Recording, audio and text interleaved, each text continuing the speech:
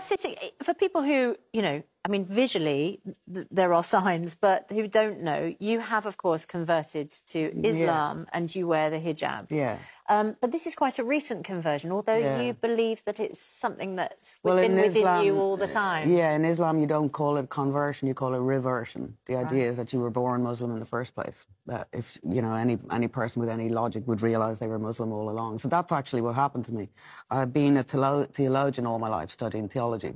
But I never thought that I would join any particular religion. But because I grew up in a theocracy, I was very interested in theology.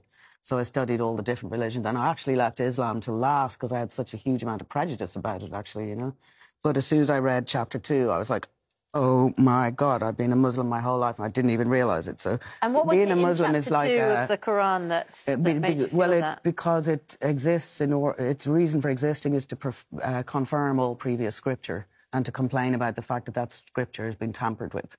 And it then goes on to explain how it's been tampered with and what the correct stories are, And I had always believed that the scriptures had been tampered with. What reaction have you had from other Muslims? Obviously, you're famously Catholic for most of your life. Nice reaction. Muslims are lovely people. Muslims are very tender and very loving people, despite what anyone may think, So a lovely reaction. But you're their sister. When you become a Muslim, you join what's called Ummah, the family.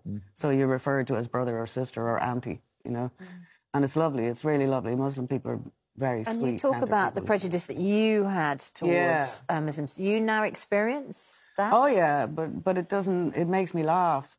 It actually makes me laugh because I suppose I'm used to, as a woman for a start, and as a bit of a controversial woman, I'm used to putting up with abuse. Do you know what I mean? But it actually makes me laugh, and in a strange way, it makes me proud. I can't really explain why.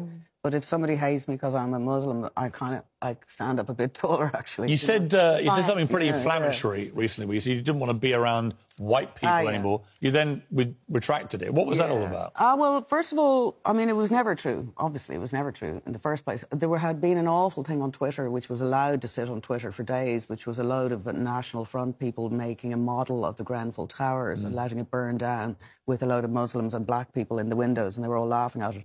And I was very upset by that. And I thought, I wonder what happened if you said about white people on Twitter the stuff that you're allowed to say about brown, yellow and black people, And, of course, I found out what happens, do you know what I mean?